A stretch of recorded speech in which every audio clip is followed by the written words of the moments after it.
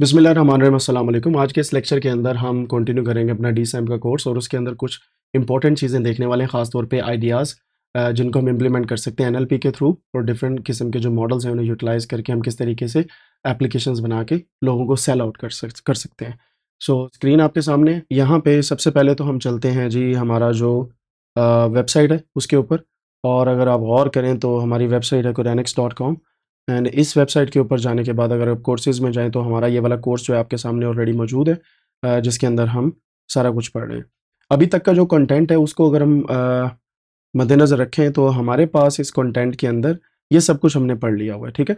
जिसमें model context protocol के बारे में मैंने एंटर की हुई हैं चीज़ें कि क्या होता है, माइलस्टोन जो हैं हमारे अचीव हो गए वो मैंने लिखे, software development, NLP application, rag based जो हमने पिछले दिनों काम किया था वो हमने देखा, ओलामा को कैसे यूज़ करना है, डिफरेंट किस्म के मॉडल्स कैसे यूज़ करने हैं, we checked all these things. इससे ये हुआ कि हमें पता चल गया कि सिर्फ आप जो ऑनलाइन एप्लीकेशंस हैं वो आप एपीआई के थ्रू ही नहीं बल्कि डिफरेंट अदर मेथड्स के थ्रू भी बना सकते हैं यूजिंग योर मॉडल्स लोकली। इन चीज़ों को मद्देनज़र रखते हुए मेरे माइंड में कुछ आइडियाज़ हैं जो आपके सामने आज मैं शेयर करने वाला हूँ, और ये आइडियाज़ जो हैं ये आपको, बिलीव मी, मैं ये नहीं कहता कि मिलियनेयर बना देंगे, लेकिन अगर आप इन आइडियाज़ को फोकस करके इन पे काम करना स्टार्ट कर दें you can earn a lot of money. और ज़ाहिर बात है बंदा जो सीखता भी इसी वजह से है, तो मैं इसको आइडियाज़ का नाम दूंगा and I will try to give you this notebook as well, और वी विल सी कि ये किस तरीके से हम ले सकते हैं, जो आइडियाज़ उन पे काम कर सकते हैं। Let's see. बल्कि इसके ऊपर लिखने के बजाय मैं वन नोट ओपन कर लूँ तो वो ज़्यादा बेहतर रहेगा, क्योंकि उस पे हम टाइप कर लेंगे। And let's see one note. तो ये एप्लीकेशंस जो हैं मैं ज़्यादातर ये यूज़ करता हूँ जब भी अपने आइडियाज़ को मैंने राइट डाउन करना होता है, या आइडियाज़ जो हैं उनको सही तरीके से मैं लिखता हूँ। माई नोटबुक्स के अंदर नहीं, my notebooks add section ideas. Ideas के अंदर जो हमारे पास पहला होगा list of ideas. Okay, so यहाँ पे आ जाते हैं जी। ये हमारे लिस्ट ऑफ आइडियाज़ होंगे। मैं इसको बंद कर लेता हूँ ताकि मैं टाइप कर लूँ, वो ज़्यादा बेहतर होगा। पहला आइडिया जो है हमारे पास वो ये हो सकता है कि आप लोकल मॉडल यूज़ करें। इससे क्या होगा, आपकी इन्वेस्टमेंट के जो हैं वो चांसेस बढ़ जाएंगे। उसकी रीज़न मैं आपको बताता हूँ। लोकल मॉडल, जब भी आप कोई एनएलपी की ऐप बनाते हैं, जैसे रैग बेस्ड ऐप है या कोई भी ऐप है जिसके अंदर आप एनएलपी के टास्क करें, अब लोकल मॉडल यूज़ करें। अब लोकल मॉडल होता क्या है? लोकल मॉडल का मतलब ये है कि वो मॉडल जो आपके सिस्टम के अंदर ही रहे, ठीक है, and not connected to internet. इसका सबसे बड़ा एडवांटेज ये है कि ये प्राइवेसी मेंटेन रखता है, ठीक है। और मैंने बड़ा इसके बारे में सोचा, और जब मैं सोच रहा था तो मुझे ये फील हो रहा था कि इंडस्ट्री स्टैंडर्ड्स क्या हैं और उसके मुताबिक हम कैसे सोच सकते हैं। अब हर इंडस्ट्रियल सेक्टर का ये मानना है कि उनका डेटा उन्हीं का होना चाहिए, दैट डेटा कैन नॉट और shouldn't go into training a model या समवेयर एल्स, ठीक है। तो इसलिए मेरा भी मानना यही है कि लोकल मॉडल को यूज़ करें, और लोकल मॉडल जो हैं ऑफ कोर्स आप ओपन सोर्स वाले यूज़ करें। ओपन सोर्स का मतलब ये है जिनका कोड अवेलेबल है, जो आप अपने सिस्टम के अंदर डाउनलोड कर सकते हैं। जैसे मैंने पिछले लेक्चर्स के अंदर आपको ओलामा के बारे में बताया था, आप इससे डिप्लॉय कर सकते हैं मॉडल को, और डिफरेंट किस्म के मॉडल्स को डाउनलोड करके भी यूज़ कर सकते हैं। जैसे आजकल जितने भी ओपन सोर्स मॉडल हैं उनमें टॉप जो सरे फहरिस्त है वो लेमा के मॉडल्स हैं। मेटा यानी कि फेसबुक वालों ने जितने ओपन सोर्स, जितने भी उनके मॉडल हैं वो सारे के सारे ओपन सोर्स हैं। गूगल के गैमा मॉडल्स जो हैं वो भी ओपन सोर्स हैं एनएलपी से रिलेटेड, और चाइना ने डीप सीक का मॉडल जो है ये ओपन सोर्स रखा हुआ है, ठीक है। ओपन सोर्स का मतलब है कि आप इनकी लाइसेंस टर्म्स को देखते हुए आप एजुकेशनल पर्पसेस के लिए तो फ्री में यूज़ कर सकते हैं, but if you want to use them for commercial purpose you need to read their licence. तो अक्सर औकात अगर आप कोई ऐप बनाते हो तो आपको सिर्फ लिखना होता है कि ये मैंने फ्लाम मॉडल यूज़ करके ऐप बनाई है, ठीक है। बट ऑफ कोर्स अगर वो ऐप एक इंडस्ट्री के अंदर ही रहती है, दैट मीन्स डेटा भी प्राइवेट है, मॉडल भी प्राइवेट है उनका, and the data is not leaking out. ये एक नया कॉन्सेप्ट है लीकिंग आउट का। जब डेटा लीक आउट कर गया ना, काम खराब हो गया। इसकी एक बड़ी अच्छी एग्जांपल पाकिस्तान में आते मेरे माइंड में आ गई। नो ऑफेंस, लेकिन अक्सर औकात आपने देखा होगा कि घरों में कोई बात हो तो वो बाहर लीक आउट कर जाती है और आपके रिलेटिव्स में फैल जाती है। ठीक है, तो मोल्स होते हैं हर जगह पे, ठीक है। वो कहते हैं ना दीवारों के भी कान होते हैं। तो यहाँ पे बेसिकली मॉडल्स के भी कान होते हैं अगर आप इनको ऑनलाइन यूज़ करें। इसकी एक और मिसाल देता हूँ। फ्रांस के अंदर ये बात मशहूर है, जब आप फ्रेंच कंट्री को विजिट करते हैं फ्रांस को, तो वहाँ पे बालकनियाँ बनी हुई हैं। वहाँ पे अक्सर औकात ना जो थोड़ी सी एज्ड वुमेन होती हैं वो शाम के वक्त अपने फूलों को पानी दे रही होती हैं और वो रैकी कर रही होती है कौन आ रहा है कौन जा रहा है। समझ रहे हैं बात को? तो पाकिस्तान में तो ये सिस्टम नॉर्मली चलता रहता है। तो वो जो रैकी का सिस्टम है, आप यही समझ लें कि वो डेटा आपका जो प्राइवेट आप रखना चाह रहे हैं वो लीक आउट हो रहा है बिकॉज ऑफ समथिंग जो आपने सोची ही नहीं है। समझ रहे हैं बात को? मिसाल के तौर पे आप एक एक्सपर्ट नहीं है लेकिन आपने लोकली ये मॉडल जो है वो इसे यूज कर लिया, लेकिन कहीं ना कहीं इस मॉडल की लाइसेंसिंग में लिखा था कि whenever you download this model automatically uploads the weights and biases according to your data।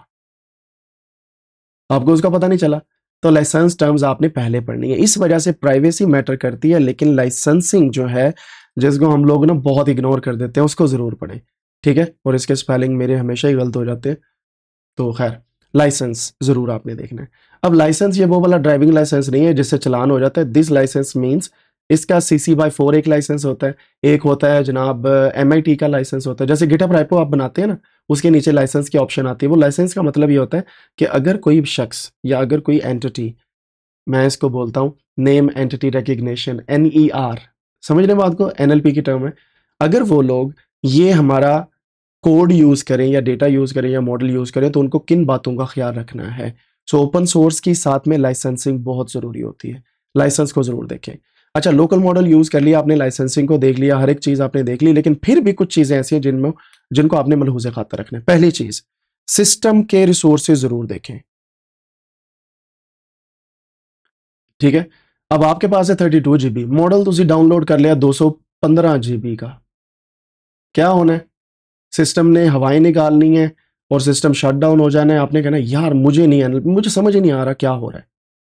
तो क्योंकि आपने बेसिक्स पे तवज्जो नहीं दी होती तो इस वजह से मसला होता है। आपने देखा हमने पिछले दिनों ऐप बनाई थी ईद से पहले, आपको याद होगा, जिसके अंदर हमने बहुत ही स्मॉल मॉडल को यूज किया था, याद है? बिल्कुल ही छोटा सा मॉडल हमने यूज किया था और इसका फायदा हमें यह हुआ था कि मिनिमल रिसोर्सेज के साथ हमारा मॉडल जो है वो काम कर गया था, ठीक है? तो इसी तरीके से जब आप कोई मॉडल को यूज करते हैं, सिस्टम के रिसोर्सेज आपने पहले देखने हैं, और सिस्टम के रिसोर्सेज ही नहीं, मॉडल की मिनिमम रिक्वायरमेंट्स भी देखनी है। ये प्रोफेशनल्स जो है ना वो सबसे पहले ये काम चेक करते हैं। अब मिनिमम रिक्वायरमेंट कैसे पता चलती है? किसी भी मॉडल की वेबसाइट पे जाएं और उसका बेहतरीन तरीका है हगिंग फेस के ऊपर, जो मैंने आपको मॉडल लोड करना सिखाए थे, हगिंग फेस के ऊपर वहां पे जाके आप इनकी सिस्टम रिक्वायरमेंट्स को जरूर चेक करें। आप सिस्टम रिक्वायरमेंट्स को देखेंगे, वहीं से आपको अंदाजा हो जाना है कि कितने टेराबाइट की मुझे हार्ड डिस्क चाहिए, कितनी रैम रिक्वायर्ड है, कितना CPU रिक्वायर है, एंड ये सारी चीजें आप वहां से देख सकते हैं। मिनिमम रिक्वायरमेंट का मतलब है कि ये चलाने के लिए काफ़ी है। एक मिसाल देता हूँ, और अक्सर औकात बाइक के अंदर पेट्रोल खत्म हो जाता है ना, पाकिस्तान के अंदर हो जाता है ना, क्योंकि बाहर तो ये जुर्म है, अगर आप बड़ी गाड़ी लेके निकले बड़ी मोटरवे पे और पेट्रोल खत्म हो जाए तो आपका ही चलान होता है। अगले दिन तेल भी नहीं देते थे, चलान भी हो जाता है।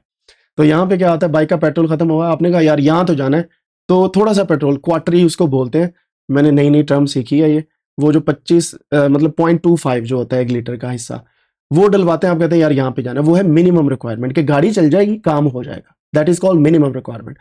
लेकिन एफिशिएंसी के लिए आपको रिसोर्सेज और बढ़ाने पड़ते हैं। समझ रहे बात को? अगर सिस्टम में बोला गया है कि 4 GB रैम चाहिए, ठीक है, हगिंग फेस की सिस्टम रिक्वायरमेंट कहती है 4 GB रैम चाहिए, और आप क्या करते हैं, आपके पास टोटल है 6 GB रैम, तो क्या होना है? 6 GB रैम का क्या सिलसिला कार होना है, आपको भी पता है। 4 चल जानी है यहाँ पे, फिर पीछे आपका क्रोम भी खुला हुआ है, विंडो भी चलनी है, और सिस्टम के ऊपर जो ऑपरेटिंग सिस्टम जो है वो भी रन करना है। So 6 GB is not enough to run a model of 4 GB requirement. You need to have at least double और ट्रिपल द रैम, एटलीस्ट, या पीछे से सारा कुछ बंद कर दें, यानी कि क्रोम भी बंद, हर एक चीज बंद, सिर्फ मॉडल रन करें, ठीक है? यहां पे काम आती है लिनक्स ऑपरेटिंग सिस्टम, क्योंकि लिनक्स जो है आप टर्मिनल के थ्रू रन कर सकते हैं, और वो बहुत ही मिनिमम रैम एंड ऑपरेटिंग जो रिक्वायरमेंट है उसकी बहुत मिनिमम होती है, ठीक है? और वो बहुत कम रैम यूज करते हैं। तो अगर आपके पास रैम कम है तो लिनक्स आप इंस्टॉल करें, बट मैं रिकमेंड नहीं करता अगर आपको नहीं पता कि लिनक्स क्या है, किस तरीके से यूज की जाती है। सो आप वही काम करें जिसमें आप कंफर्टेबल हैं। So 6 GB RAM is not enough to run a model of 4 GB RAM, it should be either 8 और 12 GB RAM. So this is just an example. लेकिन आजकल के दौर में आपको पता है 12 GB तो वैसे मोबाइल के अंदर आ रही है, ठीक है। सो आपके पीसी के अंदर कम से कम 32 होना ज़रूरी है। 32 GB RAM in every PC should be a minimum requirement मेरे ख्याल से, अगर आप डेटा साइंस पढ़ रहे हैं। ठीक हो गया, आगे चलें जी। ओके, एक और चीज़ जो मेरे माइंड में आई बैठे हुए, क्योंकि मैंने आपको बताया कि जब ये सारी चीज़ें मैं नोट डाउन कर रहा था इंडस्ट्री स्टैंडर्ड्स को देखते हुए, तो मैंने डिफरेंट लेक्चर सुने, खास तौर पे टेड टॉक्स जो होती हैं कि आजकल एआई का स्टैंडर्ड क्या है। पहला स्टैंडर्ड जो एआई का है वो ये है कि आप क्लाउड कंप्यूटिंग को यूज़ कर लें, वो ज़्यादा बेहतर है। एक तो ये सस्ती है as compare to your PC. दूसरा, जब आपका दिल चाहे इसे बंद कर दें। तीसरा, जब आप चाहें इसे अपग्रेड कर लें। चौथा, आपके घर में अगर बिजली बंद हो जाती है या सिस्टम कोई क्रैश कर जाता है आपकी इंडस्ट्री का, आपका बैकअप पड़ा रहेगा क्लाउड पे। लेकिन there is one small issue, जितने भी डेटा सेंटर्स हैं जहां पे आप क्लाउड कंप्यूटिंग कर सकते हैं, either owned by USA, China, even India है सम, या आप कह लें कि ईयू के अंदर है, या वो आप कह लें कि अदर कंट्रीज यानी कि ऑस्ट्रेलिया, न्यूजीलैंड एटसेट्रा एटसेट्रा के अंदर है। तो जो क्लाउड कंप्यूटिंग इंजीनियर्स हैं या जिनको पता है कि क्लाउड कंप्यूटिंग कैसे यूज़ करनी है, वो इन चीज़ों को बड़ा नोट डाउन करते हैं। मैं मिसाल देता हूँ आपको। अगर आपका डेटा इतना सेंसिटिव है that you don't want to share with anyone, read their policies again. मैं आपको एक बात बता दूं, अगर यूएसए वाले बोलते हैं ना कि हम डेटा को बड़ा सिक्योर रखते हैं, मैं नहीं मानूंगा। और मैं क्यों नहीं मानूंगा? Because I been living in Europe for last 8 years, और ये नहीं मानते तो मैं क्यों मानूं? आपको पता है अक्सर कंपनीज जो जर्मनी के अंदर है, they don't allow you to put your data on OneDrive और गूगल ड्राइव। ये मैं नहीं कह रहा, वो लोग जो वहां पे रहते हैं दे नो दिस। रीजन क्या है बिहाइंड दिस? यूएसए को वो डेटा लीक नहीं देना चाहते। अब डेटा लीक क्या है आपको मैंने पहले समझाया। अच्छा, फिर चाइना की बात आ जाती है। पूरा वेस्ट इस बात पे अड़ा हुआ है कि चाइना डेटा चोरी करता है, यानी कि सामने कुछ है पीछे कुछ है। And I agree with them, क्योंकि हर बंदा ही चोरी करता है तो फिर चाइना के पीछे रहे। और हम पाकिस्तानियों के लिए मैटर ही नहीं करता, यूएसए कर ले या चाइना कर ले, बात तो एक ही है, डेटा ही जा रहा है, हमारे पास रिसोर्सेज नहीं है। तीसरी चीज, इंडिया नाम ही काफी है, I don't want to say anything, ठीक है, क्योंकि डेवलपिंग नेशंस के अंदर है, सो पॉलिसीज इतनी खास नहीं है और कुछ भी हो सकता है। ईयू की बात करते हैं। आप जानते हैं कि क्लाउड कंप्यूटिंग में सबसे ज्यादा रेट्स उन डेटा सेंटर्स के हैं जो ईयू के अंदर मौजूद हैं। अगर यूएसए के अंदर आपने एक मशीन को यूज करना है, यू हैव टू पे $10 for example for 15 days। I am just giving an example. वही अगर ईयू के अंदर है ना, उसके 10 गुना या 5 गुना ज्यादा कीमत होगी। Reason behind that is taxes, clean energy, environment का भी हमने सोचना है ना, इस टॉपिक पे किसी और दिन बात करेंगे। And also data privacy laws इतने स्ट्रांग हैं कि आप टेंशन ही ना लें कि आप डेटा लीक होगा। मतलब इस वक्त की दुनिया के अंदर, इस वक्त जो आज 2025 में जून के अंदर काम चल रहा है, सबसे सिक्योर डेटा सेंटर्स ईयू के हैं, ठीक है। इस वक्त अगर डेटा सेंटर्स की बात की जाए, अब आप कहेंगे हम अपना डेटा सेंटर्स बना लेते, अपना डेटा सेंटर बना लेते हैं।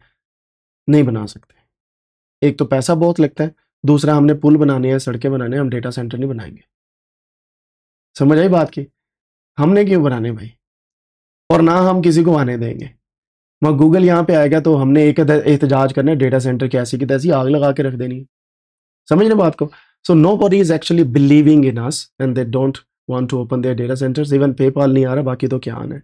सो EU is like kind of industry standards at the moment. और डेटा प्राइवेसी के लॉज, बिलीव मी, रिसेंटली मैं पढ़ रहा था इनके लॉज, क्योंकि जब मैंने पढ़ाना होता तो मैं लॉ जरूर पढ़ता हूँ। ईयू इज, आप वहां पे किसी की तस्वीर नहीं डाल सकते। अगर आपकी कोई तस्वीर डाल देता है फेसबुक पे या कहीं पे, या आप किसी यूट्यूब की वीडियो के अंदर ना चाहते हुए आ जाते हैं, you can sue those people. और फिर आजकल मेंटल हेल्थ की भी गेम चली हुई है कि आपका डेटा गया और आपकी मेंटल हेल्थ डिस्टर्ब हुई है, लो जी अगले 6 साल का खर्चा आप उनसे ले सकते हैं, अच्छी खासी सैलरी, घर पे बैठ के एंजॉय करें। वो हमारे दोस्त हैं, तो वो कुत्ते से डरते हैं काफ़ी ना, जो डॉग्स होते हैं ना, यहाँ पे अक्सर औकात लेके फिर रहे होते हैं जर्मनी के अंदर। तो किसी ने उसको बता दिया कि अगर ये बाइट कर जाए आपको या काट लेना कुत्ता, तो इसके ओनर को आपको अच्छी खासी पेमेंट देनी पड़ती है।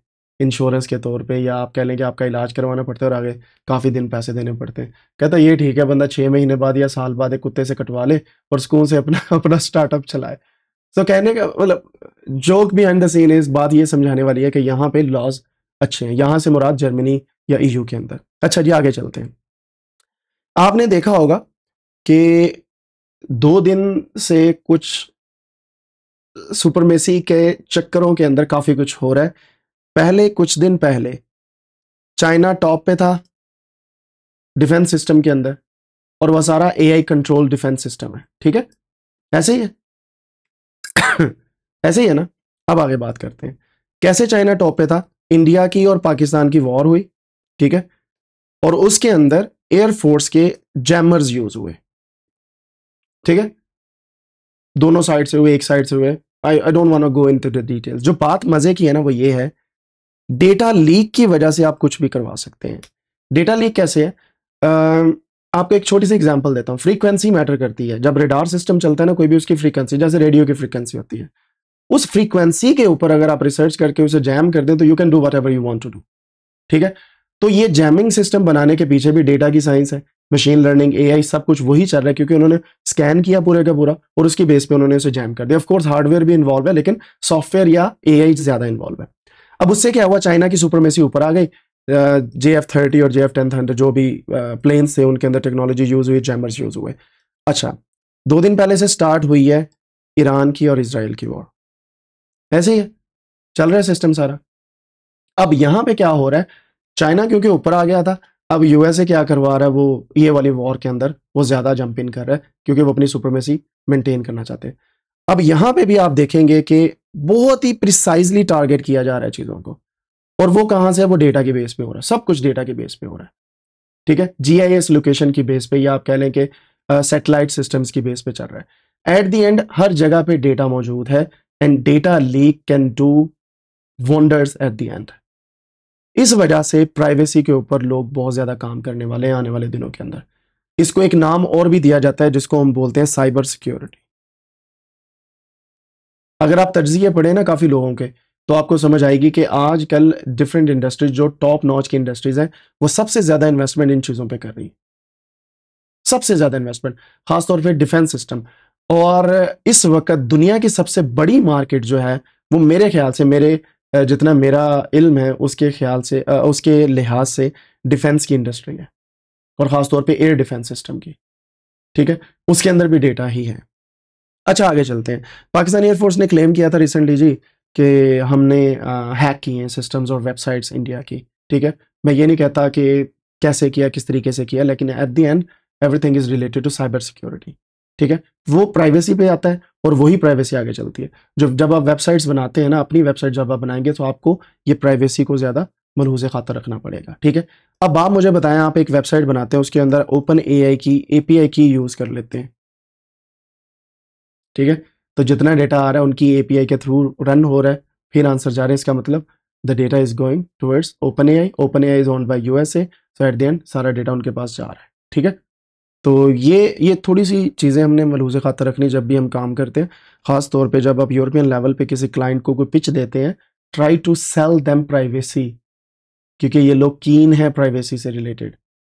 यूएसए में प्राइवेसी इतनी को खास मैटर नहीं कर रही, करती है लेकिन को खास नहीं। पाकिस्तान, इंडिया के अंदर ये लोग प्रॉफिट से रिलेटेड हैं। चाइना के अंदर प्राइवेसी मैटर ही नहीं करती इतनी, क्योंकि आपने देखा होगा चाइना में हर जगह पे कैमरे लगे हुए हैं। ठीक है, उनके लिए एक नॉर्म बन चुका है। सो लर्न देयर कल्चर, फिर आप उनको पिच करें। प्राइवेसी मैटर जहाँ पे करती है वहाँ पे उसको हाईलाइट करें। अदरवाइज आप प्राइवेट की बजाय आप कह दें कि लोकल हम ऐड करेंगे, क्लाउड कंप्यूटर आप कह दें कि हम ईयू के दे रहे हैं। सो इस तरीके से पिच करें। या मैं आपको पूरा एक प्रोटोकॉल बना के दे रहा हूँ। अगर आपसे कोई पूछता है कि मैंने ऐप बनवानी है, तो आप किस तरीके से उन्हें पिच करेंगे कि आप ऐप में क्या इंग्रेडिएंट डाल रहे हैं। ठीक है, जैसे फॉर एग्जाम्पल कोई बंदा है, वो आपसे कहता है बिरयानी यार आपने बहुत मजेदार बनाई थी, क्या डाला इसमें? तो आप कहते हैं कि मैंने इस तरीके से ये इंग्रेडिएंट्स डाले, इतनी देर फलां चीज़ को मैंने भूना, फिर उसके अंदर चिकन इस तरीके से मैरिनेट करके डाला, वट एवर यू डिड। ठीक है, अब एआई की दुनिया के अंदर जब आप किसी बड़े क्लाइंट को पिच करेंगे, you have to tell them कि ये क्वालिटीज़ हैं, मेरे 5 रेट्स हैं।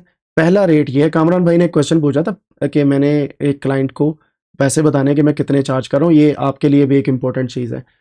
आप कहें कि ये मेरा मिनिमम है, ये मैक्सिमम रेंज है, इसके अंदर ये चीजें मैटर करती हैं, depending on cloud computer, depending on API की करनी है या लोकल मॉडल यूज करना है, depending on interface, user interface आपको अच्छे वाला चाहिए या सिर्फ रनिंग सिस्टम में चाहिए, depending on the design, depending on a lot of other things. तो आप वो सारी की सारी चीजें इंग्रेडिएंट को मिला के फिर एट द एंड आप पिच करें। और ये जो इंपॉर्टेंट चीजें, प्राइवेसी, खासतौर पे क्लाउड कंप्यूटर, खासतौर पे कितनी देर के लिए चलाना है, and what ever they need, उसके मुताबिक आप चलते जाएंगे। एनएलपी की एप्स के अंदर खासतौर पे कुछ इस तरीके से आप चलेंगे। Then another thing came into my mind was कि जब आप कोई एनएलपी की ऐप बना रहे होते हैं ना, तो आपने ये देखना है कि डेटा का सोर्स क्या है। डेटा का सोर्स बहुत मैटर करता है। इसकी एक रिसेंट एग्जांपल आपको देता हूं। जितनी भी एनएलपी की एप्स बनी है रिसर्च के अंदर, उन्होंने पता क्या किया है, सारे का सारा ओपन डेटा जो है वो लिया, उस पर ट्रेन कर दिया काम। ठीक है, अब जो पब्लिशर्स हैं उन्होंने सू कर दिया ओपन एआई के और बाकी जो लार्ज लैंग्वेज मॉडल्स हैं कि इन्होंने हमारे जो पॉलिसीज थी या लाइसेंसिंग थी उसके अगेंस्ट जाके हमारे डेटा पे चीज़ों को ट्रेन किया, या तो हमें ये रॉयल्टीज दें क्योंकि हमने पब्लिश किया, हम राइट रखते हैं इन चीज़ों का, या ये क्या करें, हमारा डेटा जो भी निकाल दें ट्रेनिंग सिस्टम से। अब इनको पढ़ के ला ले, रीजन बिहाइंड दैट क्योंकि इनका सारा काम ही डेटा पे चलता है। इसकी एक और मिसाल देता हूँ। आर्टिस्ट जो हैं ये दुनिया में एहतजाज कर रहे हैं कि एआई हमारी जो है वो जगह ले रही है, और हमने जितने कोई गाने गाए हैं या कुछ लिखा है या पोइट्री लिखी है या हमने आर्ट्स बनाई हैं, जैसे गिबली आर्ट रिसेंटली चला है, तो अब क्या हो रहा है, वो आर्ट से एआई सीख के उसी तरीके से आर्ट बनाई जा रही है। तो वो कहते हैं जो आर्ट हमारी थी जिससे एआई ने सीखा है, हमें उसकी रॉयल्टीज चाहिए। ठीक है, सो दे आर सुइंग एआई। आपने डेटा सोर्स को जरूर मद्देनजर रखना है कि डेटा आ कहां से रहा है भाई। फिर आपने यहां पे पिच करना है कि अगर आपका data for example open data है तो उसकी लाइसेंस टर्म्स क्या है, आपने लाइसेंसिंग देखनी है। अगर डेटा ओपन नहीं है then you don't need to worry about that, क्योंकि ओपन नहीं है तो या तो इन्होंने परचेज किया उनसे और उनकी लाइसेंसिंग जो है उन्होंने वो परचेज की है, कॉपीराइट्स लिए हैं, या देयर समथिंग एल्स। ठीक है, तो उस तरीके से आपने चलना है। अब हमारे लोग क्या करते हैं, इन चीजों को मलूज़े खातर नहीं रखते। हम लोग कहते हैं प्रोजेक्ट है बना के साइड पे करो। ठीक है, so you need to be very careful about that. Open data, license again, and अगर आपका कंपनी जो इंडस्ट्री का इन हाउस डेटा है, इज दैट इनफ? और ऐसा हो ही नहीं सकता कि एक कंपनी का डेटा इनफ हो। एंड एक और बात यहीं पे बता दूं, nothing is enough in AI. AI में कुछ इनफ होता ही नहीं है। ठीक है, मिसाल के तौर पे ओपन एआई ने पहला मॉडल ट्रेन किया 3.5 जीपीटी का। ठीक है, 2020 के अंदर जो आया था या 2019 के एंड पे। अब वो मॉडल क्या था, वो बहुत ज्यादा डेटा पे ट्रेन था, लेकिन फिर भी उसमें कुछ खामियां थी। फिर उन्होंने एक नया मॉडल ट्रेन किया, और डेटा है, फिर और डेटा है, फिर और डेटा है, फिर और डेटा है। आपने इसी तरीके से क्लाइंट को पिच करना है कि भाई पहला जो हमारा स्टेप है वर्जन नंबर 1, वो इस डेट को हम आपको दे देंगे। फिर आप अपने क्लाइंट से या अपने कस्टमर से पूछेंगे कि क्या ऐड करें, हम वो ऐड करेंगे, दैट वुड बी वर्जन 1.1। फिर आप आगे चलेंगे, दैट वुड बी वर्जन 1.2। आप हमें और डेटा देंगे वर्जन 1.3, 5, 6, 7, 8, फिर आएगा 2। अब इससे क्या फायदा होगा पता है आपको? सबसे बड़ा एडवांटेज इसका ये है कि आपका जो क्लाइंट है ना, जो जिसे आप पिच कर रहे हैं, इंडस्ट्री या what ever the person is, उसको समझ आ जाएगा ये प्रोफेशनल लोग हैं। क्यों? क्योंकि अक्सर फ्रीलांसर कहते हैं कि हमने एक दफा बना दिया आपका हो गया। ना ना, ऐसा ना करें। आम जुबान के अंदर इसे रिविजन्स बोला जाता है, जो वर्जनिंग सिस्टम है। आपने ये कहना है कि पहला वर्जन थोड़े डेटा पे ट्रेन करके एक प्रोटोटाइप होगा, फिर जो आपका होगा प्रूफ ऑफ कंसेप्ट आगे चलेगा, फिर आगे चलेगा, उससे आगे जो है वो एडवांस लेवल आएगा। फिर आपने अपना सारा डेटा देना, हम उस पर मॉडल ट्रेन करेंगे। मॉडल ट्रेन करने के बाद अब आपकी सिस्टम की ऐप के अंदर आपके इन हाउस में यूज किया जाएगा, सॉफ्टवेयर टेस्टर्स आएंगे, यूज करने के बाद हमें खामियां बताएं, लिस्ट बना के दें, हम वो फीचर्स ऐड करेंगे, फिर इंटरफेस आएगा। तो हर किसी को वर्जन बाय वर्जन डिवाइड कर लें। ठीक है, कभी ऐसा ना बोलें कि भाई 10 तारीख को आपको आपका सॉफ्टवेयर मिल जाएगा। That is totally a non professional attitude. और अक्सर औकात आपने देखा होगा कि जब आप किसी को हायर भी करते हैं तो लोग आजकल, मतलब पाकिस्तान में एआई का बूम आया हुआ है, मेरी काफ़ी लोगों के साथ गुफ्तगू हुई है रिसेंटली, तो पता ये चल रहा है कि लोग कहते हैं कि ये मुझे एक ऐप बना दो और बात खत्म, कितने पैसे लोगे? ऐसे नहीं चलता काम। या तो आप बंदों को हायर करें फॉर 10 मंथ्स और 6 मंथ्स, या उन्हें बोले कि ये 10 रिविजन आपने देनी है हमें, और ये स्टेप्स हैं उनके, लिख के हर एक चीज को राइट डाउन करके, जैसे जिसको हम प्रोडक्ट रिक्वायरमेंट डॉक्यूमेंट कहते हैं। अच्छा जी, मैं थोड़ा सा पानी पी लूँ, और मैंने बड़ी बोतल रखी है बिकॉज छोटी से मुझे सुकून नहीं आता, तो डोंट फील ऑकवर्ड अगर मैं मुंह को लगा के पानी पीऊँ।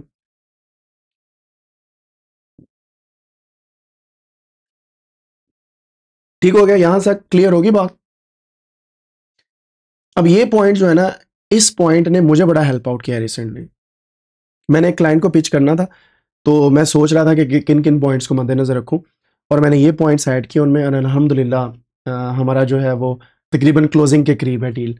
तो ये एक पॉइंट जो है ये सबसे ज़्यादा मुझे हेल्प आउट किया, क्योंकि आपका प्रोफेशनलिज्म झलकता ही तब है जब आप एक मनी बैक गारंटी के तौर पे कुछ देते हैं। ये मनी बैक गारंटी है एक किस्म की। रिविजन्स जो होती हैं ये गारंटी है कि कुछ काम खराब हो गया, I am here, don't worry about it. अब आपको इसकी एक और मिसाल दे देता हूँ मैं, छोटी सी। वो मिसाल ये है कि भाईजान, आपको पता है कि हजूर पाक सल्लल्लाहु अलैहि वसल्लम ने बोला है कि ख़ास तौर पे तिजारत के दौरान, ये एक हदीस का मफ़हूम है, और मुझे हदीस का रेफरेंस अभी याद नहीं है, मिसाल मेरे माइंड में आएगी, मैं आपको इस वजह से बता रहा हूँ कि अगर आप कोई काम स्टार्ट करते हैं, ठीक है, तो अगर किसी को उसमें खामी नज़र आती है और वापस करना है तो आप ले लें, कोई मसला नहीं, इससे आपकी तिजारत बढ़ेगी, कम नहीं होगी। ठीक है? अब हमारे यहाँ पे क्या सिस्टम चल रहा है पाकिस्तान, इंडिया और डिफरेंट कंट्रीज़ के अंदर, खरीदा हुआ माल वापस या तब्दील नहीं होगा, तो वहीं से आपकी क्रेडिबिलिटी जाती रही। जेड़े बंदे ने लिख के ला देता है वापस या तब्दील नहीं होगा, कोई तो खामी है। हाँ, ऑफ कोर्स पेरिशेबल चीज़ों का और चीज़ है कि आपने सब्जी लिया, काट के कहते हैं कि जी खराब निकली, वापस कर लो, ऐसा नहीं होगा। ये चिकन बेचारा वो ज़िबा हो गया और आप गोश्त लें और आप जाके कहते हैं ये वापस कर लो, ऐसा नहीं होगा। So there are some limits. अगर आप ये सिक्योरिटी दे दें थोड़ी सी क्लाइंट को, वो आपके पास वापस भी आएगा और आपके साथ गुफ्तगू भी अच्छे तरीके से करेगा, प्रोफेशनल तरीके से, और आपको अच्छा खासा वो जो है वो पे भी करेगा, और आप believe me you will drive the conversation in that way. ठीक है? फिर वो आपको कहेगा ना कि ये फीचर ऐड करें, आप कह सकते हैं कि यार वर्जन नंबर 3.3 में ना कर लें उसको add, that would be the nice point. अब ये वर्जन आप बता रहे हैं ना, इसके साथ ही आपने एक और काम करना है, गैंट चार्ट बना लेना है। पता है गैंट चार्ट क्या होता है? मैं आपको दिखाता हूं।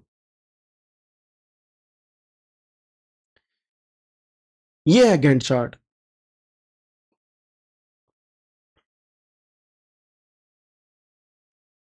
यूट्यूब नहीं। आप क्या करते हैं,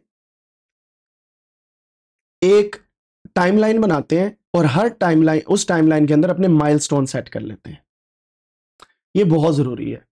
हम लोग सबसे ज्यादा मार इस वजह से खाते हैं कि हम टाइम के पाबंद नहीं रहते।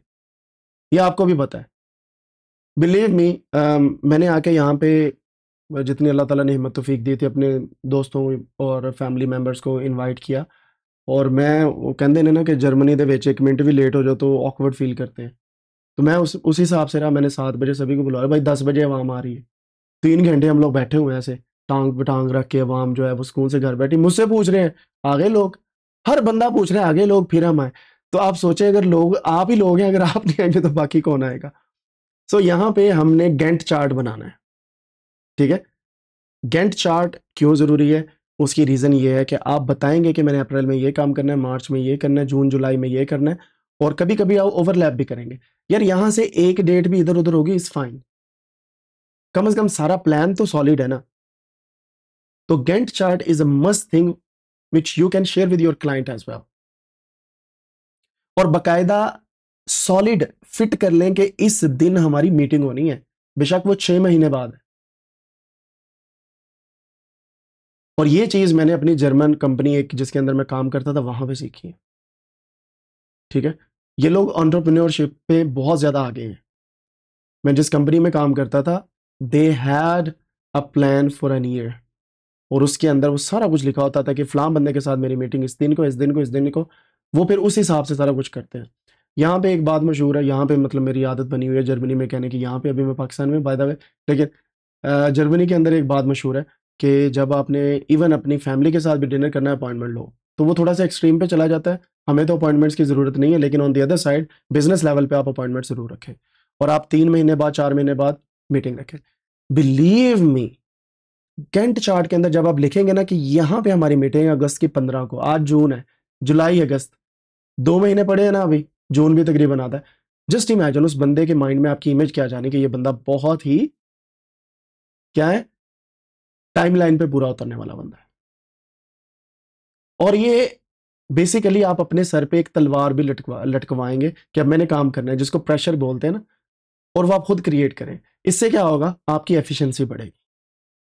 और ये जो खासतौर पे मैनेजर्स होते हैं ना, खासतौर पे बड़े मैनेजर्स जो बड़ी बड़ी कंस्ट्रक्शन कंपनीज के मालिकान होते हैं, या उनके जो इंजीनियर्स होते हैं या प्रोजेक्ट मैनेजर होते हैं, वो ये चीज़ें फॉलो करते हैं।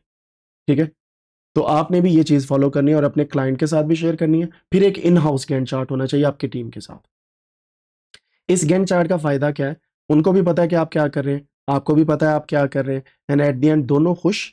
खासतौर पे आपका क्लाइंट खुश, वो क्लाइंट आगे भी रेफर करेगा और आपको पता होगा कि मैंने कब तक काम देना है। एंड बड़ी नहीं फेंकनी, पंजाबी जी कहते वड्डी नहीं छड़नी। हम लोग क्या कहते हैं, काम हो जाएगा, 15 दिन दो सानू हो गया। ये हमारे सामने यहाँ पे एक घर बन रहा है, तो वो मेरे माइंड में ना एक इंडियन लतीफ़ा वो बन गया, याद आ गया। मैं एक रील देख रहा था, उसके अंदर ना एक बंदे ने ना पूछा, ऐसे एक घर अभी बिल्कुल मतलब उसकी वो जो होती है ना बेस वही बनी थी, और उसको आके क्लाइंट पूछता है, यार ठेकेदार साहब आपने मुझे 2 महीने पहले कहा था 2 महीने का काम है, घर बन जाएगा, अभी बेस बनी है। कहता कोई मसला नहीं, हफ्ते की बात है, मकान बन जाएगा। इतने कॉन्फिडेंस के साथ। तो आपने बड़ी नहीं छोड़नी, जो पॉसिबल है वो बात करनी है। ठीक है, उससे आपका फायदा है क्योंकि आप लिख रहे हैं जो पॉसिबल है और एग्रीमेंट के साथ लिख रहे हैं। तो वो एग्रीमेंट जो है ना गैंट चार्ट के अंदर बड़ा मैटर करता है, और उस एग्रीमेंट की वजह से आप छोटे छोटे वर्जन लिख लें और लिखें वो सारा प्लान कि मैंने एंड प्रोडक्ट उस तरीके को देनी, लेकिन उससे पहले छोटी छोटी मीटिंग्स रखें उनके साथ।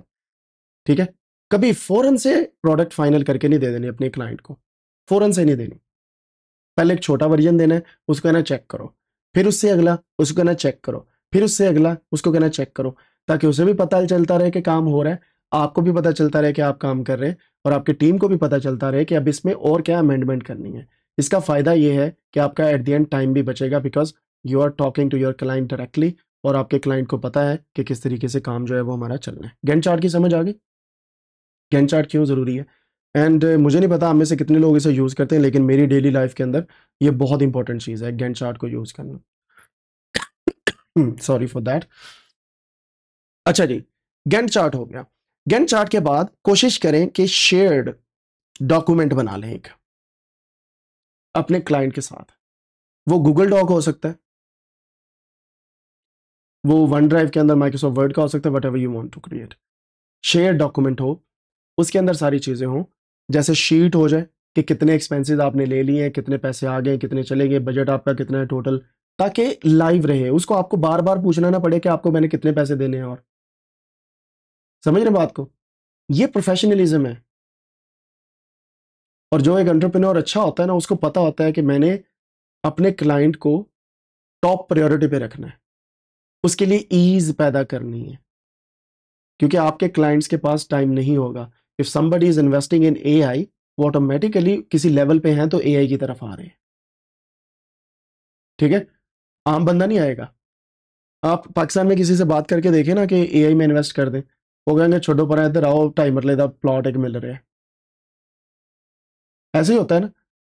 सो एआई में वही बंदा आएगा जो पहले से ऑक्युपाइड है काफ़ी जगहों पे, आपने उनके लिए ईज पैदा करनी है। सो ईज के लिए आपने एक शीट बनानी है जिसके अंदर फाइनेंसेस हो, शीट बनानी जिसके अंदर गैंट चार्ट हो, शीट बनानी जिसके अंदर आपकी गुफ्तगू हो, एंड एक शीट बनानी जिसके अंदर आपके मीटिंग मिनट्स हो।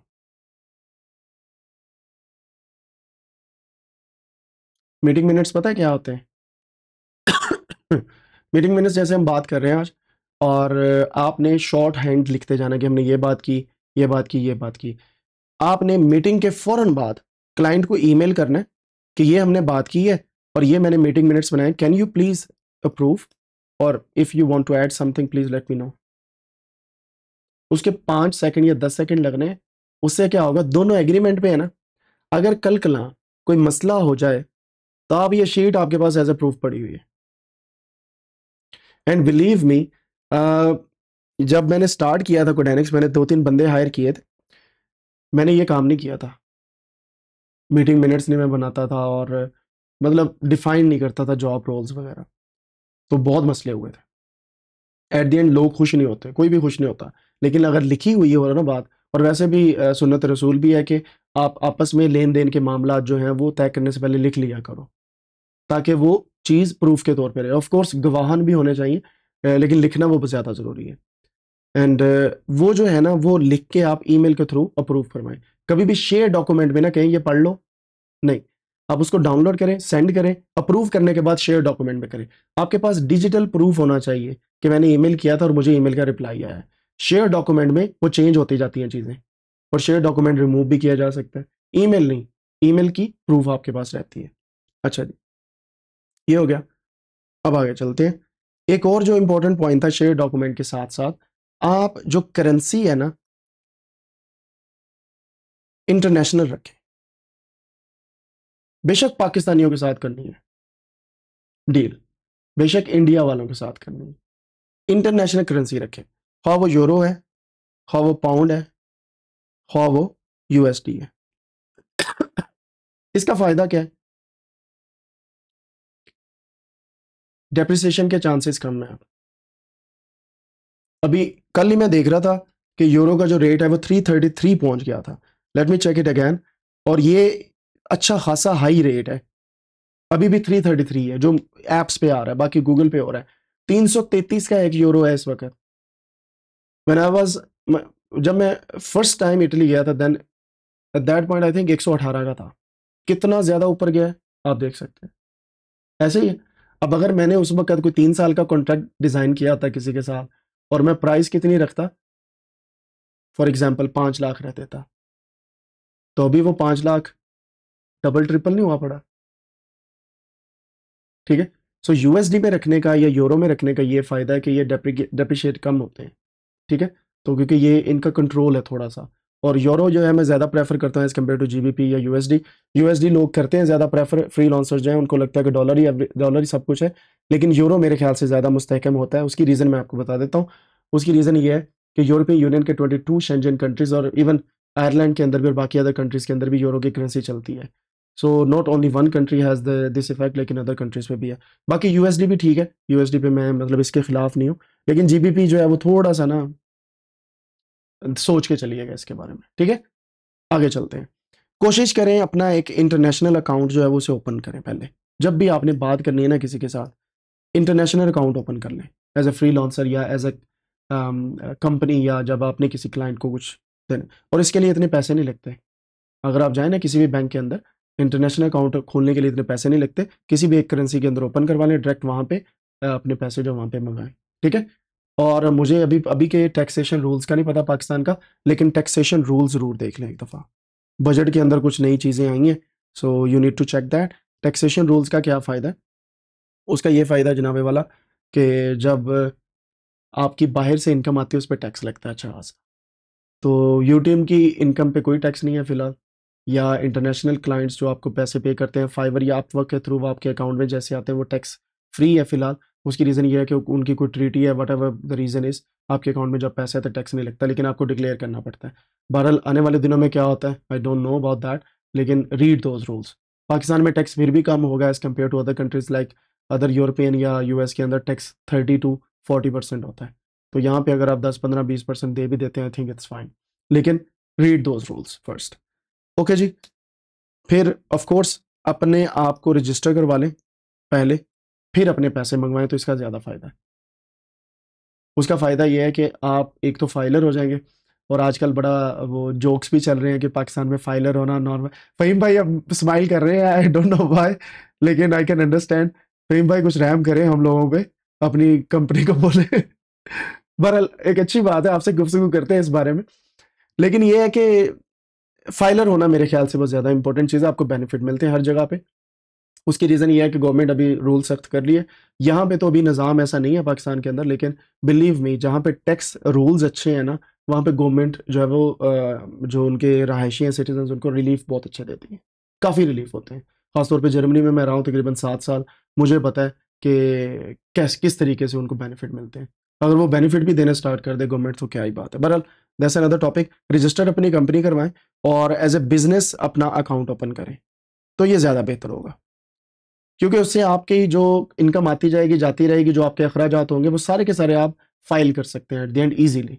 ठीक है, आप सिंगल पर्सन भी रजिस्टर करवा सकते हैं अपनी पूरी कंपनी ऐसे, मतलब जो है वो को फाउंडर के तौर पे डिफरेंट लोगों के साथ भी रजिस्टर करवा सकते हैं। You just need to read different kind of rules. ठीक है जी, और इतना टाइम नहीं लगता आजकल पाकिस्तान के अंदर जो है वो एंटरप्रेन्योरशिप को ज़रा फ़रोग दिया जा रहा है, तो कोशिश करें।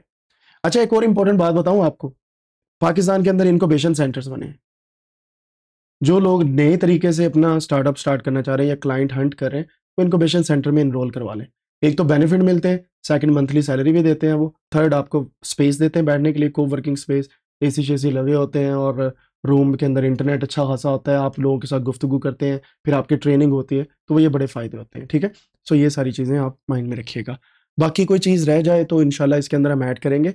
सो आइडिया बताने का मकसद ये है कि आपने क्लाइंट को कैसे हंट करना है, कौन सी चीज़ पिच करनी है, आइडिया कैसे पिच करना है, एनएलपी के किस तरीके से डील करना है, और अगर सब कुछ बन जाता है तो किस तरीके से अपने क्लाइंट को आपने मार्केटिंग के थ्रू अपने पास लेके आना है, किस तरीके से उसे मैनेज करना है, किस तरीके से आपने चीज़ों को शेयर करना है, and how you have to do different kind of things.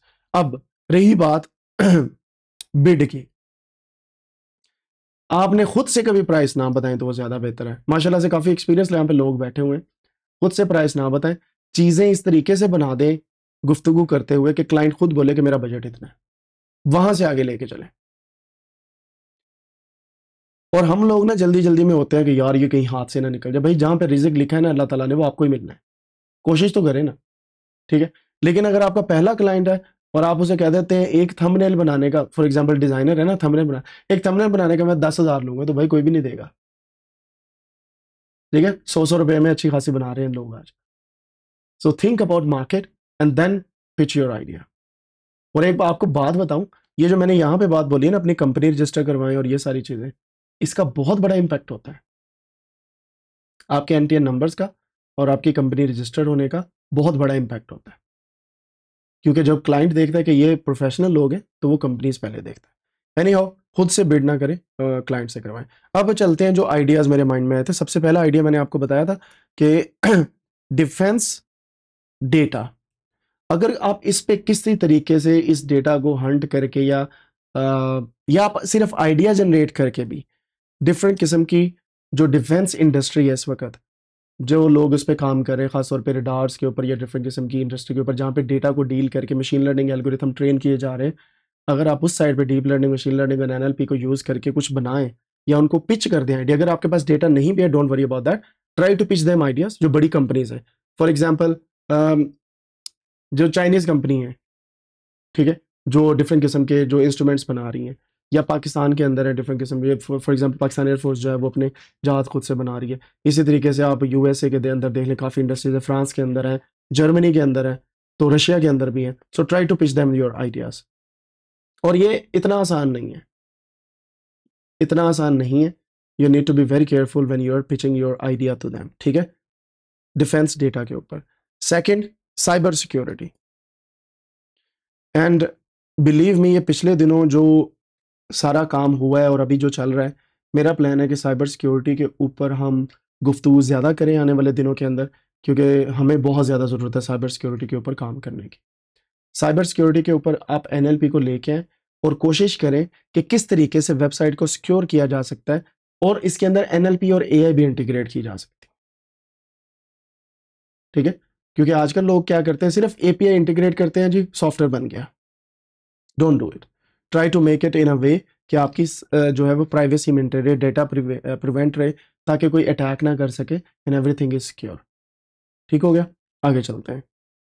Defence data पे, साइबर सिक्योरिटी पे अपने आइडियाज़ को जनरेट करें यूजिंग एनएलपी की बात हो रही है, नेचुरल लैंग्वेज प्रोसेसिंग की। एक और इंपॉर्टेंट चीज़ है, अब आपने देखा है ईवीज की मार्केट बहुत ऊपर जा रही है। कोशिश करें कि यार आप लोग ना स्टॉक मार्केट्स ज़रूर देखा करें और उसके डेटा को जरूर विजिट करें। वाई फाइनेंस की एपीआई को यूज करें, स्टॉक मार्केट का डेटा निकालें, किसके स्टॉक ऊपर जा रहे हैं, किसके कम आ रहे हैं, एक स्क्रिप्ट बना लें या डिफरेंट किस्म की वेबसाइट पे जाके देखें, और उन स्टॉक्स की रिलेटेड इंडस्ट्री के ऊपर अपने प्रोजेक्ट्स बनाएं। मिसाल दूं, टेस्ला वर्सेस BYD एनालिसिस कर दें कोई भी डेटा उठा के, है ना हॉट टॉपिक आजकल के दौर का। फिर 3-4 दिन पहले टोयोटा ने अपना हाइड्रो पावर इंजन जो है उसे लॉन्च किया, अगर आपको नहीं पता, और उन्होंने बोला है कि सिर्फ वाटर की आयोनाइजेशन के थ्रू हम गाड़ियों को पावर देंगे। उन्होंने ईवी की इंडस्ट्री भी छोड़ तबाह कर देनी है, एक किस्म की डिस्टर्ब कर देनी है, और पेट्रोल वाली तो हो ही जानी है।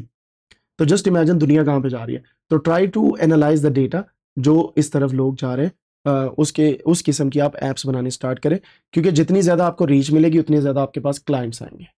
ठीक है, फिर आगे चलते हैं। स्टॉक मार्केट मैंने आपको बता दिया, इसके अलावा टाइम सीरीज पाकिस्तान के अंदर आपने देखा आजकल हो क्या रहा है, 46 डिग्री, 47, 48, 41, 43, इस तरीके से टेम्परेचर जा रहा है। Try to analyse time series data of climate. ठीक है,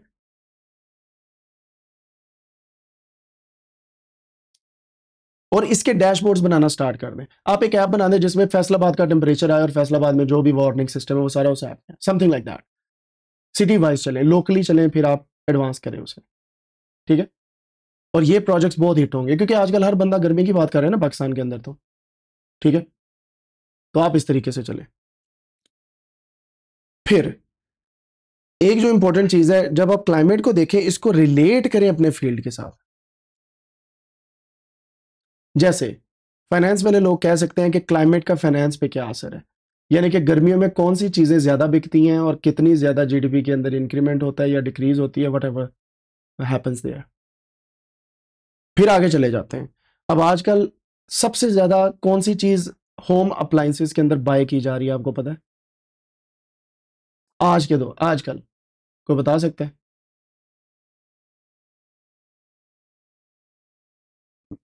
ऑफ कोर्स नवाज भाई, एसी जो है वो बहुत ज्यादा बाय किया जा रहा है, ऐसे ही है।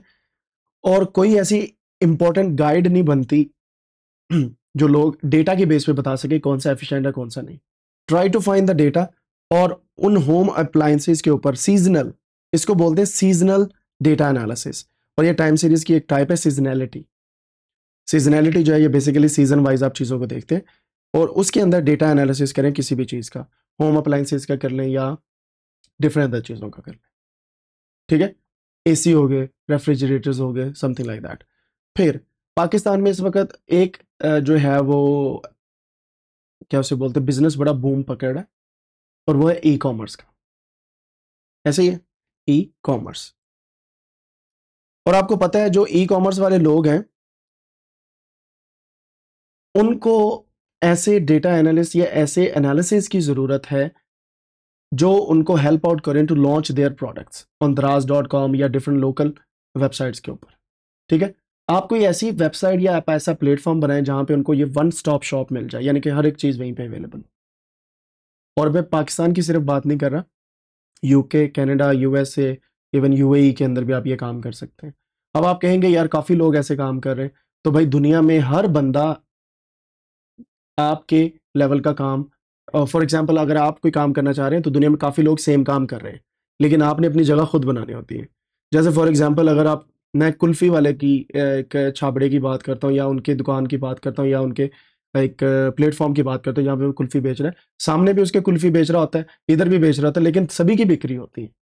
सो रिज़्क देने वाली ज़ात अल्लाह ताला की, आपने अपनी मेहनत जारी रखनी है। तो ट्राई टू डेवलप समथिंग जिससे उनका फ़ायदा हो, जो ई कॉमर्स वाले लोग हैं, और इतने ज़्यादा लोग हैं आप सोच नहीं सकते। ठीक है, फिर अगली चीज़, एक आइडिया बड़ा मेरे माइंड में आया, वो ये था कि गूगल के ऊपर बिजनेस रजिस्टर कर करके दे लोगों को। ठीक है, मिसाल के तौर पे आपके एरिया के अंदर को 10-15 ऐसे बिजनेसेस होंगे जो गूगल पे नहीं अवेलेबल, लेकिन वो एग्जिस्ट करते हैं। ठीक है, आप उनको बोलें कि हम आपके बिजनेस को रजिस्टर करते हैं गूगल पे, और ये चार्ज करेंगे हम, आपका भी फायदा, गूगल भी अक्सर औकात पे करता है अगर आप ज्यादा बिजनेसेस को एक अकाउंट से रजिस्टर करवाते हैं और उनकी हेल्प आउट करते हैं। ऑन दी अदर साइड अगर आप तस्वीरें उनकी डालते हैं तो आपको रीच और मिलेगी। ठीक है, और इसी के थ्रू अगर आप प्लेटफॉर्म बना दें, then you can go into that as well. और ये जो काम है ये बेसिकली पाकिस्तान के अंदर काफ़ी अरसे से चल रहा है, लेकिन of course you can do it अगर आप इसको आप बेसिकली एक डेटाबेस बना दें और वहाँ से स्क्रैप करके डेटा को अपलोड करते रहें। ठीक है, जैसे येलो पेजेस एक वेबसाइट हुआ करती थी जिसके ऊपर सारे के सारे जो नंबर्स मिल जाया करते थे।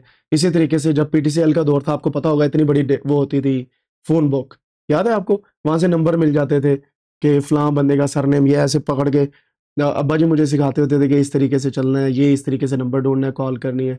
फिर मोबाइल का दौर आ गया। So this is how you have to list different things. फिर लोकल एसईओ पे काम कर लें, ठीक है? लोकल एसईओ पे एनएलपी बनाना स्टार्ट कर दें। आप मुझे बताएं, कोई ऐसा चैटबॉट है जो सिर्फ एक सिटी का हो? पाकिस्तान में एग्जिस्ट करता है कोई ऐसा चैटबॉट सिर्फ एक सिटी का हो?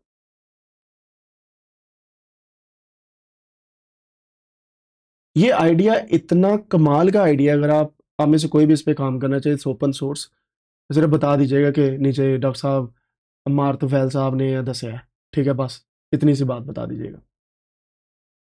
अब मैं आपको बताता हूँ इसका फायदा क्या है। हर सिटी के अंदर इतने टूरिस्ट स्पॉट्स हैं, किसी को पता ही नहीं है कहाँ कहाँ पे है। मतलब पता होता है लेकिन ज्यादा लोगों को नहीं पता होता। मैंने अपना फैसलाबाद सिटी नहीं इतना घूमा हुआ कि मुझे पता हो कि फलां जगह पे चला जाऊं। तो आप एक रैग बेस्ड चैट बोर्ड बनाएं जहां पे लोग गुफ्तगू कर सकें स्पीच रिकग्निशन की बेस, सिर्फ विजिटर लाने के लिए। एक आपका प्रोजेक्ट बन जाना है। सेकेंडली, स्मार्ट सिटी प्रोजेक्ट के अंदर इंटीग्रेशन हो जाने, क्योंकि फ्यूचर में हर सिटी स्मार्ट सिटी बनना है। तो आप पाइनियर्स में से होंगे, कुछ सोचें जरा इसके बारे में। आप पाइनियर्स में से होंगे कि ये बंदा था जिसने पूरे के पूरा डेटा उठाया, एक चैटबोर्ड बनाया, और ये रैग बेस्ड चैटबोर्ड है जिसपे सारे का सारा सिर्फ फैसलाबाद की हिस्ट्री का है, ये सारे के सारा सिर्फ लाहौर का है, ये सारे के सारा सिर्फ कराची का है, ठीक है? उसका फायदा आपको क्या है? आपको ये फायदा, पाइनियर्स में से होंगे, स्मार्ट सिटी बनेगा, आपका खुद ब खुद इंटीग्रेशन हो जानी है, आपके लिंक्स बनने, नेटवर्किंग होनी है, एंड सो ऑन, आप आगे जा सकते हैं। एंड मैं आपको एक और बात बता दूं, अगर यही आइडिया चैटबोर्ड बना के अपने सिटी के मेयर को आप प्रेजेंट करें ना, believe me, they are hungry for AI. ये पिछले दिनों की मेरी मीटिंग्स में कुछ अंदाजा हुआ है मुझे कि क्या चल रहा है। अगर आप कुछ ऐसा बनाएं, वो आपको सपोर्ट करेंगे, ठीक है? So try to do it. Local SEO के ऊपर आप जो है सिटी वाइज जो है वो अपना चैटबोर्ड बना लें। अच्छा जी, एक और आइडिया, और इसके बाद हमारा लास्ट वाला आइडिया होगा। हमारे पास ना दो किस्म के चैनल्स यूट्यूब पे बड़े हिट जा रहे हैं। एक तो किड्स एजुकेशन का होता है, आपको पता है ना, वो मैं तोता इस तरीके से चीज़ें चलती होती हैं। वो मेरे भांजे भांजी हैं, वो लगा के बैठे होते हैं भाई। तो वो छोटे छोटे हैं, उनको यही याद हुई होती, मैं तोता मैं तोता मैं तोता, तो वो लगे रहते हैं। एक तो किड्स एजुकेशन। सेकंड क्या है भला? कुकिंग, ठीक है? अब आपको भी पता है कि रेसिपीज को देखने के लिए लोग काफ़ी जतन करते हैं। What if you create a chat board जिसके अंदर रेसिपी वो आपको बोल के बता रहा हो, काइंड ऑफ एप्लीकेशन जो बोल के आपको बताए। क्योंकि सबसे बड़ा मसला ये है, क्योंकि बताने वाला हो और वो रिपीट करने वाला, यूट्यूब पे स्टॉप करते हैं, वापस जाते हैं, फिर आगे जाते हैं, फिर आगे आते हैं, फिर वापस करते हैं। तो चैट बोर्ड ना बन जाए इसका एक, जो बोल के हो। बेशक एपीआई इंटीग्रेट कर दें आप इसमें। So this could be one another idea. और घरेलू खवातीन इसको बहुत ज़्यादा अडेप्ट करेंगे, ऑफ कोर्स वो लोग भी जो बाहर रहते हैं। So this could be one idea. And अगर आप इटालियन कुजीन की बात करें तो वहाँ पे भी आप इसे इम्प्लीमेंट कर सकते हैं, डिफरेंट किस्म के कुजीन्स के अंदर इसे इम्प्लीमेंट किया जा सकता है। सो इसको मैं बोलता हूँ चैट बोर्ड फॉर कुकिंग।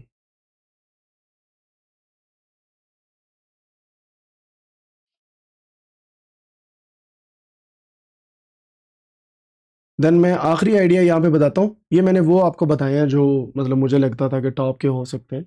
एक आइडिया ये इसमें हो सकता है कि आप लोग एक ऐसा चैट बोर्ड बनाएं जिसके अंदर, उस चैट बोर्ड के अंदर एक पूरे की पूरी क्लास का सिलेबस हो। और ये मेरे पीछे आपको कोई आवाजें आ रही होंगी, शोर तो नहीं आ रहा पीछे से? नहीं, नहीं आ रहा, चलो अच्छी बात है, अच्छा माइक काम कर रहा है। एक दफा मैं क्लास पढ़ा रहा था, पीछे से आवाज है गरम अंडे, तो बच्चे कहते सर आप पाकिस्तान में बैठे हैं, मैंने कहा "हाँ जी"। तो अभी मैं कोशिश की है कि नॉइस कैंसिलेशन लगा के चलूं। तो बहरहाल, जोक साइड, तो आप ऐसे कर सकते हैं, किसी एक क्लास का सिलेबस लें, उसका चैट बोर्ड बनाना है। या फॉर एग्जांपल पूरे ए लेवल ओ लेवल का चैट बोर्ड बन जाए। कि बच्चों को किताब भी खोलें और अगर वो फंसे हुए हैं कहीं पे उनको समझ नहीं आ रही वो चैट बोर्ड से पूछ लें। Of course chat GPT can do it, chat GPT can do it, लेकिन सिलेबस वाइज नहीं करता चैट जीपीटी। हम लोग सिलेबस के पीछे चलने वाले हैं, खासतौर पे ये जो 5th क्लास से ऑनवर्ड जो पंजाब एजुकेशन बोर्ड या डिफरेंट एजुकेशन बोर्ड के जो पेपर्स होते हैं उसके अंदर ये जो है वो सिलेबस वाइज चलते हैं और उनके जो पोजीशंस बड़ी मैटर करती हैं और बाकी चीज़ें चलती हैं। This would be a rag based system, ठीक है। जैसे वो मॉडल पेपर्स आते थे पुराने दौर के अंदर, चिश्ती के मॉडल पेपर्स या फलां के मॉडल पेपर्स, उस तरीके से, और फिर आप क्वेश्चन आंसर भी बना सकते हैं। और इसी के रिलेटेड है वो ये है कि आप सिलेबस वाइज चैटबॉट बनाएं रैग बेस्ड, एंड इसी से रिलेटेड जो बात है वो ये है कि आप टीचर्स को भी हेल्प करें। देखिए प्रॉब्लम दोनों जगह पे है ना, टीचर्स को हेल्प करें to generate questions from syllabus, और ये इंडस्ट्री इस वक्त बूम पकड़ रही है। प्रॉपर फंडिंग मिली हुई है डिफरेंट स्टार्टअप्स को कि वो रैग बेस्ड ऐप बनाएं जिसके अंदर क्वेश्चन जनरेटिंग सिस्टम बने और मोस्ट एक्यूरेट सिस्टम हो वो। इसका फायदा पता क्या है? इसका फायदा ये है कि आप प्रॉपर अपनी वेबसाइट भी बना सकते हैं इसी की बेस पे। क्विज वेबसाइट बहुत चलती है, ठीक है। आप क्वेश्चंस का डेटाबेस बना सकते हैं, आप सर्टिफिकेशंस लॉन्च कर सकते हैं, समझ रहे हैं बात को। एंड आप डिसरप्ट करेंगे डिफरेंट किस्म की जो इस वक्त कॉलेजेस बने हुए हैं। लेकिन एक बात यहाँ पे याद रखिएगा, आपके क्लाइंट कौन से होंगे यहाँ पे टीचर्स को हेल्प करने के लिए? दीज आर दोज कॉलेजेस जो अच्छी खासी फीसें ले रहे हैं बच्चों से। मैं नाम नहीं लूँगा किसी कॉलेज का, लेकिन यू नो दैम, ठीक है। और इंग्लिश के चलो वो शायद आपकी ना माने, लेकिन अगर आप उर्दू में ट्रेन कर लेते हैं मॉडल को तो उनको आपकी माननी पड़ेगी, because Urdu is a kind of निश जो ख़ास तौर पे चैट जीपीटी हैंडल नहीं कर पा रहा सही तरीके से, ठीक है। सो आप क्वेश्चंस बनाने का बताएं, आप क्या करें बताएं। रैग बॉस सिस्टम बनाए, एक फोल्डर है उसमें अपना सारा सिलेबस रख दो, ऑटोमेटिकली आपने नंबर ऑफ क्वेश्चंस बताने, ये नंबर ऑफ क्वेश्चंस बन के आपके सामने आ गए, दैट्स इट। कोई बड़ा काम नहीं है, क्योंकि रैग बेस्ड है, आंसर भी आपको मिल रहे होने हैं, क्वेश्चन भी मिल रहे होने। रैग का मतलब ही ये है ना, retrieval, augmented and then generation. तो जब आपको सोर्स मिल रहा है तो वहां पे आंसर भी मिल जाना है, ठीक है। सो इसका फायदा आपको क्या होगा? इसका फायदा ये होगा कि जो बड़े बड़े स्कूल्स हैं, कॉलेजेस हैं, उनके टीचर्स को ज्यादा मेहनत नहीं करनी पड़ेगी, एंड उनके पास एक ऑथेंटिक सिस्टम होगा कि दोबारा से रिसर्कुलेट नहीं होंगे पुराने पेपर, ठीक है। So this could be another industry disturbing idea. बाकी आप खुद से देख सकते हैं, इसके अलावा और भी आइडियाज़ हो सकते हैं, लेकिन ये कुछ आइडियाज़ थे जो मुझे लगा कि आपके साथ शेयर करने चाहिए। अगर आपको लगता है कि इसके अलावा कोई और आइडिया है तो please let me know and then we can talk about it as well.